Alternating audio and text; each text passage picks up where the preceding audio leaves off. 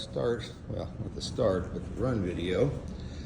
Sorry, this is a little challenging to do when you're by yourself trying to start this thing and hold it at the same time. It won't stay on a stand while it's running. So, 1976 Maico 440 AW, a beast of a bike.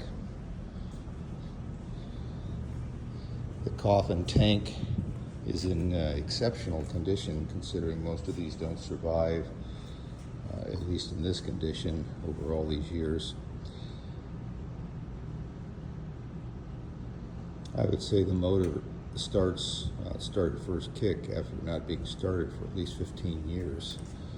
So listening to the way the motor sounds, it's exceptional. The previous owner, who was a collector, told me that the motor was completely rebuilt. I have no receipts to justify that, but by the sound of the motor, I would say that's probably true.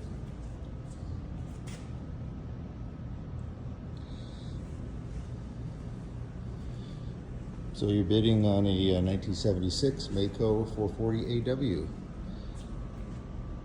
Like I said, this is quite a collector's bike.